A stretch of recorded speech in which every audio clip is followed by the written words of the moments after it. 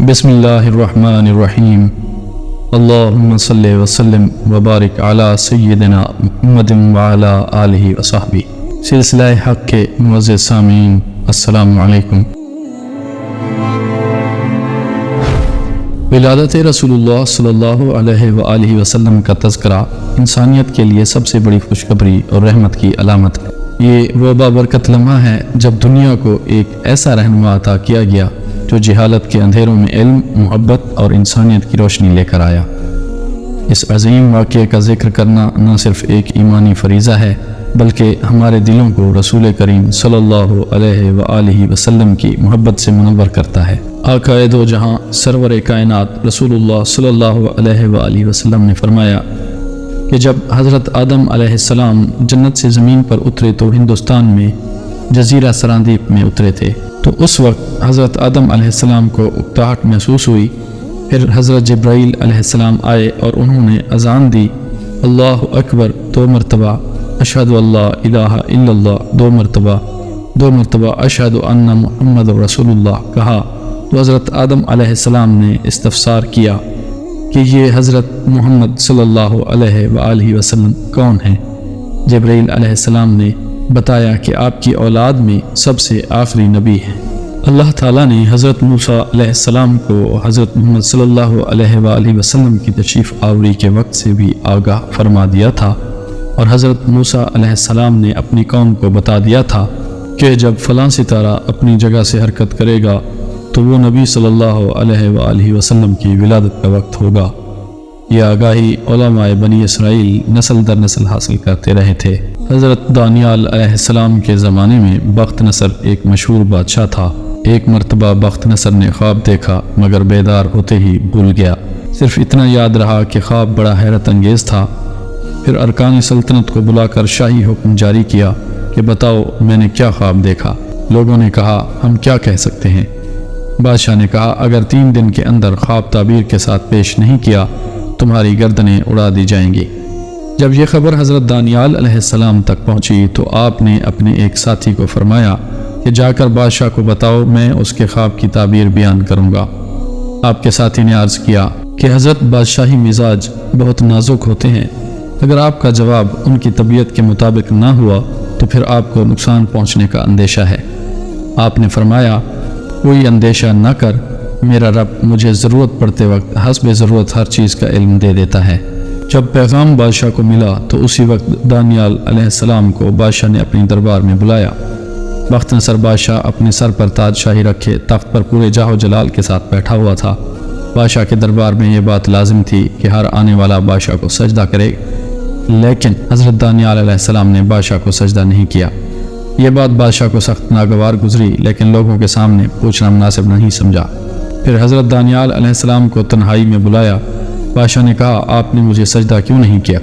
حضرت دانیال علیہ السلام نے جواب دیا یہ علم عطا کرنے والا میرا ایک رب ہے، اس کا حکم ہے میں اس کے سوا کسی کو سجدہ نہ کروں۔ مجھے خوف ہوا کہ اگر میں نے تجھے سجدہ کر دیا تو وہ میرا علم چھین لے گا، پھر میں تیرے سامنے بے علم رہ جاؤں گا اور تو مجھے قتل کر دے گا، اس لیے میں نے قتل ہونے کے بجائے سجدہ نہ کرنے کو آسان سمجھا۔ یہ جواب سن کر بخت نصر خوش ہو گیا اور بولا اپنے مالک کے وفادار اور اطاعت گزار لوگ مجھے پسند ہیں، اپنے رب کو راضی رکھنے کے لیے تو نے جو کچھ کیا میں اس سے بہت خوش ہوں۔ پھر حضرت دانیال علیہ السلام نے پہلے خواب بتایا پھر اس کی تعبیر کی۔ آپ نے بتایا کہ خواب میں تو نے ایک بہت بڑا بت دیکھا ہے جس کے پاؤں زمین پر تھے مگر سر آسمان پر۔ اس کا بالائی حصہ سونے کا تھا، اس کا پیٹ چاندی کا، نچلا حصہ تانبے کا تھا اور پاؤں مٹی کے بنے ہوئے تھے۔ اچانک آسمان سے ایک پتھر گرا جس نے بت کے تمام حصوں کو پاش پاش کر دیا۔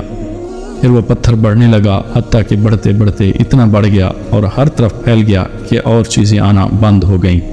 تعبیر میں آپ نے فرمایا بت سے مراد وہ مروجہ مذاہب و رسوم اور بت پرستی کے طور طریقے ہیں، پتھر سے مراد اللہ کا دین ہے جو باطل ادیان کو مٹا کر رکھ دے گا اور خود ہر طرف پھیل جائے گا۔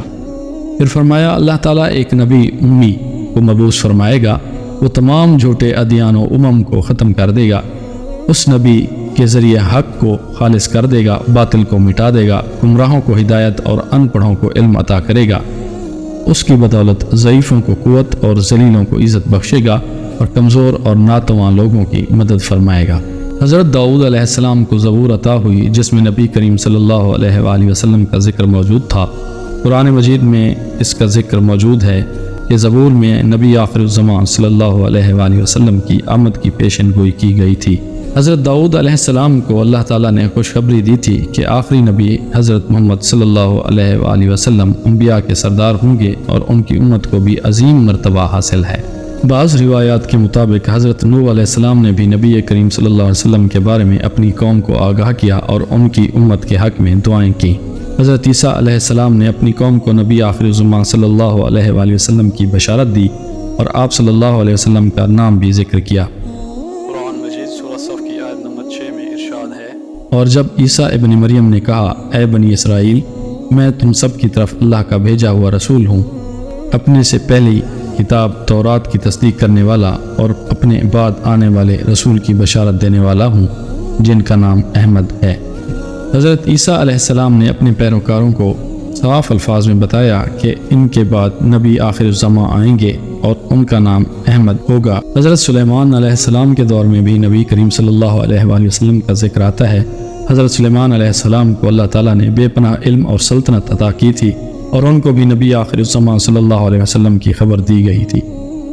حضرت سلیمان علیہ السلام کو دیے گئے عظیم معجزات اور علم کے باوجود انہیں بتایا گیا کہ نبی کریم صلی اللہ علیہ وسلم کی نبوت کا مرتبہ سب سے اعلیٰ ہوگا۔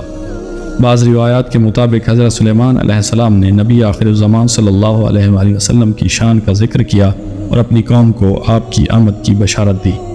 حضرت شعیب علیہ السلام کی قوم کو بھی نبی کریم صلی اللہ علیہ وآلہ وسلم کی آمد کی خبر دی گئی تھی۔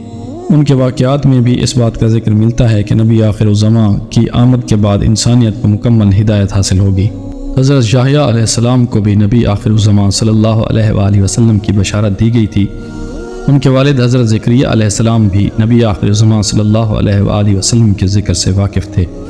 حضرت یحییٰ علیہ السلام نے اپنی قوم کو نبی آخر الزمان صلی اللہ علیہ وآلہ وسلم کی آمد کی بشارت دی اور ان کی پیروی کرنے کی تلقین کی۔ ان کی زندگی کا مقصد بھی آنے والے نبی صلی اللہ علیہ وآلہ وسلم کی تصدیق کرنا تھا۔ جب حضور صلی اللہ علیہ وآلہ وسلم کا نور مبارک حضرت عبد المطلب میں منتقل ہوا اور وہ جوان ہو گئے تو ایک دن حتیم میں سو کر اٹھے تو آنکھ میں سرما اور بالوں میں تیل لگا ہوا تھا اور حسن و جمال میں بڑا اضافہ ہو چکا تھا۔ انہیں بڑی حیرت ہوئی۔ ان کے والد انہیں قریش کے کہانوں کے پاس لے گئے اور سارا ماجرا بیان کیا۔ انہوں نے سن کر کہا کہ اللہ نے اس جوان کی شادی کا حکم دیا ہے۔ چنانچہ انہوں نے پہلا نکاح قلعہ سے کیا جس سے ایک بیٹا حارث پیدا ہوا۔ پھر ان کی وفات کے بعد بنت عمرو فاطمہ سے نکاح کیا تو ان کے نصیب میں نور محمدی صلی اللہ علیہ وآلہ وسلم آیا اور ان کے بطن سے حضرت عبداللہ پیدا ہوئے۔ روایت میں اس طرح آتا ہے کہ حضرت عبد المطلب کے بدن سے مشک کی خوشبو آتی تھی اور رسول اللہ کا نور ان کی پیشانی میں چمکتا تھا۔ جب قریش میں قحط ہوتا تو وہ حضرت عبد المطلب کا ہاتھ پکڑ کر جبل شبیر پر لے جاتے اور ان کے واسطے اور وسیلے سے اللہ تعالیٰ کی بارگاہ میں تقرب حاصل کرتے اور بارش کی دعا کرتے۔ اللہ تعالیٰ اس نور محمدی صلی اللہ علیہ وآلہ وسلم کی برکت سے انہیں باران رحمت سے نوازتا تھا۔ سرزمین انبیاء وادی بیت اللہ عرب پر ظلمتوں کے سائے منڈلا رہے تھے۔ جہالت اور بدی اپنے کمال کو پہنچ چکی تھی۔ پوری دنیا پر ظلم و ناانصافی کا دورہ تھا تو ہم پرستی اور کثرت پرستی اپنے عروج پر تھی۔ ظلم، بدی اور جہالت نے پوری دنیا کو اپنی لپیٹ میں لے لیا تھا کہ اس رحمان ذات نے دنیا پر اپنا رحم و کرم کیا اور تمام عالم کو اس جہالت اور ظلم سے نکالنے کے لیے رحمت دو عالم صلی اللہ علیہ وآلہ وسلم کو اس عالم اسباب میں بھیجنے کا اذن کیا۔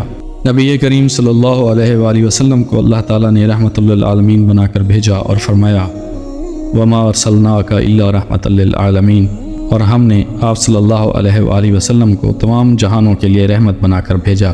یہ آیت نبی کریم صلی اللہ علیہ وآلہ وسلم کی رسالت کی جامعیت اور آپ صلی اللہ علیہ وآلہ وسلم کے عالمگیر رحمت ہونے کی نشاندہی کرتی ہے، جو نہ صرف انسانوں بلکہ تمام مخلوقات کے لیے ہے۔